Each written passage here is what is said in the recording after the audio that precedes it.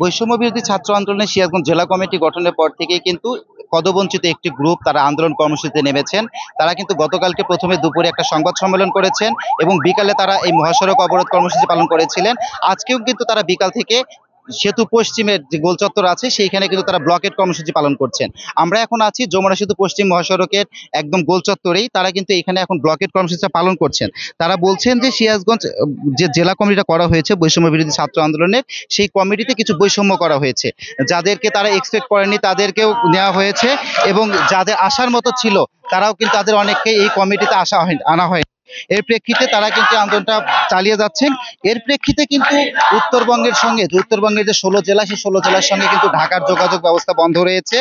আমরা দেখতে পাচ্ছি এখানে কিন্তু তারা নানা রকমের স্লোগান দিচ্ছেন এবং পিছন দিয়ে কিন্তু তাদের বাসগুলো বন্ধ হয়ে আছে। সব ধরনের পরিবহনে কিন্তু বন্ধ হয়ে আছে। আমরা কিসের জন্য আন্দোলন করছেন এবং কি কি দাবি আছে আমরা এই বিষয়ে নিয়ে একটু কথা বলার চেষ্টা করব যে একজন আন্দোলনকারীর সঙ্গে। আপনারা কি কি দাবি নিয়ে এখানে আন্দোলন কর্মসূচিটা পালন করছেন? আমরা জানি 8 ফেব্রুয়ারিতে একটা কমিটি দেওয়া হয় সিরাজগঞ্জ বৈষম্য বিরোধী ছাত্র আন্দোলনের পক্ষ থেকে, কিন্তু এই কমিটিতে পুরো একটা বৈষম্য করে ফেলেছে। কারণ আন্দোলনে যারা 12 জুলাই থেকে 5 আগস্ট পর্যন্ত আন্দোলন করেছে তাদের কারোর নাম সেই লিস্টেই নাই। প্রথম সারি তো দূরের কথা, যারা আমাদের হাত ধরে আন্দোলনে এসেছিল তারা একটা বৈষম্য তৈরি করে তারা নিজেদের মতো করে একটা কমিটি মাহিন সরকারের কাছে দিয়ে দেয়। পরবর্তীতে মাহিন সরকার এটার কোনো যাচাই বাছাই না করে তিনি এটা কেন্দ্র পর্যন্ত সিকিউরিটি দিয়ে দেয়। কিন্তু পরবর্তীতে যখন এই কমিটি আমরা দেখতে পাই, দেখি আমাদের আহত ভাই থেকে শুরু করে যারা ওই সময়ে সমন্বয় করে এই আন্দোলনটা চালিয়ে গিয়েছে, 5 আগস্টের আগে থেকে পর পর্যন্ত যারা এই কমিটির সাথে যুক্ত ছিল তাদের কারো নাম এই লিস্টে দেওয়া হয় নাই।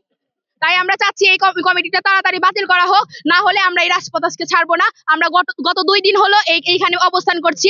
আমরা আর কোনো ধরনের অবস্থান সূচি মানবো না। এইখানেই আমরা অবস্থান করব আজকের মধ্যেই।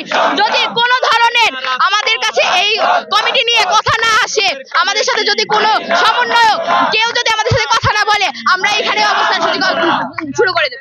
ধন্যবাদ। শিক্ষার্থীরা যেমনটা বলছিলেন যে যদি ওনাদের সঙ্গে এখন পর্যন্ত কোনো যোগাযোগ করা হয়নি, তাদের সঙ্গে যদি যোগাযোগ করা না হয় তারা কিন্তু এই কর্মসূচিটা পালন করে যাওয়ার ব্যাপারেও বলছিলেন।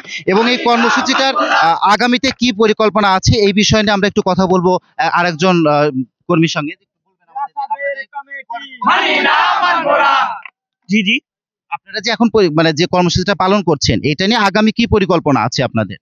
আমরা ভারাক্রান্ত হৃদয় নিয়ে বলতে চাই, আমরা এই উত্তরবঙ্গের দ্বার প্রান্ত যেটি আমরা বন্ধ করে রেখেছি, যেটি ব্লকেটে আছে ছাত্র জনতার মাধ্যমে, এটি আমরা এখনো সমীচীন কোনো সদুত্তর পাচ্ছি না প্রশাসনের কাছ থেকে এবং আমাদের দায়িত্বশীল বৃন্দদের কাছ থেকে। আমরা চাচ্ছি বৈষম্য বিরোধী ছাত্র আন্দোলনের যারা আমাদের হাসনাত ভাই, হান্নান মাসুদ ভাই এবং আরিফ সোহেল ভাই অতি দ্রুত যেন যোগাযোগ করে এটি সুস্থ সমাধানের মাধ্যমে চলে আসে এবং সাধারণ নাগরিক যারা ভোগান্তিতে আছে এই ভোগান্তিতে যেন তারা না পড়ে, তাদের সমাধানের মাধ্যমে যেন আমরা সকল কিছু সমাধান আসতে পারি ইনশাআল্লাহ। এই ব্লকেট কর্মসূচি কতক্ষণ চলবে এরকম কোনো নির্দেশনা আপনাদের আছে কি? তারা যতক্ষণ না আমাদের সাথে বসছে, তারা যতক্ষণ না এই বৈষম্যমূলক কমিটি বাতিল করছে সেই পর্যন্ত এই কর্মসূচি অব্যাহত থাকবে। ওনারা কিন্তু যেমনটা বলছিলেন যে যতক্ষণ পর্যন্ত এই কমিটিটা বাতিল না করা হবে ততক্ষণ পর্যন্ত কিন্তু তারা এই আন্দোলনটা পরিচালনা করে যাবেন, এমনটাই বলছিলেন। এছাড়াও কিন্তু আমরা জানি যে যে কমিটিটা দেয়া হয়েছে 284 সদস্য বিশিষ্ট সিরাজগঞ্জ জেলা বৈষম্য বিরোধী ছাত্র আন্দোলনের একটি কমিটি দেওয়া হয়েছে, আহ্বায়ক কমিটি 6 মাসের জন্য। সেই কমিটিটা কিন্তু গতকালকে তারা সেটার একটা অনুষ্ঠান করেছেন এবং আজকে তারা কিন্তু আবার সিরাজগঞ্জ প্রেস ক্লাবে একটা সংবাদ সম্মেলন করে বলেছেন যে তাদের অনেক যাচাই বাছাই, দীর্ঘ 6 মাস যাচাই বাছাইয়ের পরে এই কমিটিটা দেয়া হয়েছে। এটা নিয়ে কিন্তু একটা মানে বাজে অবস্থা শুরু হয়েছে। এই ছিল সিরাজগঞ্জের বঙ্গবন্ধু সেতু পশ্চিম মহাসড়ক থেকে আমার কাছে সর্বশেষ।